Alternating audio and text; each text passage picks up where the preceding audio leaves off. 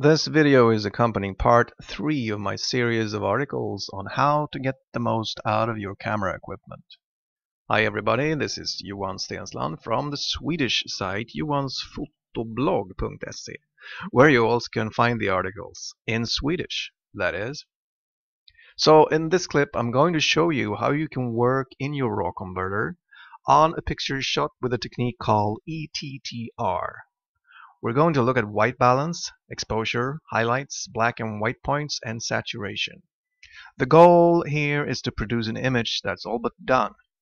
It will become the final image, apart from the minor adjustment left for our final step in Photoshop. So let's start. Here is an image shot with ETTR. Let's open it up in Camera Raw and adjust this window a little bit. So that should be okay. ETTR means expose to the right. In practice, what we do is fill up the histogram with values all the way up to the right here. Pretty much like you fill up a car, all the way up. In this case, we get an image that is way too bright for it to be pleasing. It doesn't really reflect how I remember this scene. The sun was setting, so it was much darker. But remember, we exposed this way on purpose. So now let's adjust the image so it's both visually appealing and technically sound. So let's start up with white balance. So let's try daylight. And you can see this warms up the picture a little bit. I remember it even warmer, so I'm going to go ahead and increase the yellow a little bit. So now it's warmer, nice and warm. And the key thing, of course, is exposure. So let's bring that down to about what I remember it to be. So it was pretty dark, so let's start here somewhere. If you look at this little forest here with the trees, it looks pretty good. So let's start here. The problem now is, of course, the histogram. We have a gap here, and we don't want that. Up here, we have the brightest values, and we have whites. So there's nothing really white in this picture, and we would like something white, as we would like something black. And moreover, up here we have the most quality in the pictures.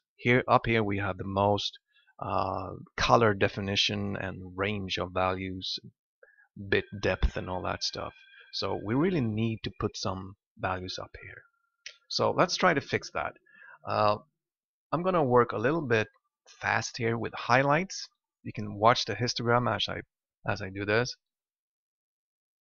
And also with whites. We're going to move our white point upwards. And now we have stretched out the histogram over the entire range, which is really good. We still have some clipping occurring down here because we darken the picture so much.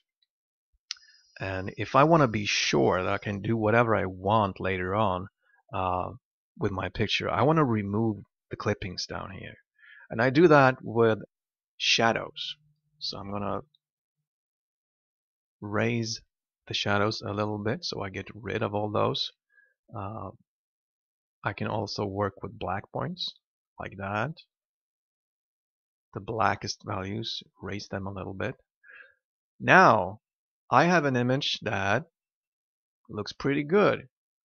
We have the histogram stretches out over the entire range. The brightness is pretty much what I remembered it to be. And I don't need to work on saturation. My advice is to hold off on that a little bit. It's better to leave it pretty low at this stage. So now we have an image that is both visually appealing and technically sound. This can be our final image, or we can work on it a little bit more in Photoshop if we'd like. And you see I have had some dirt on my sensor here, which I need to remove later on. Otherwise, it looks pretty good. So I hope you enjoyed this little tutorial, and I hope to see you again. Bye for now.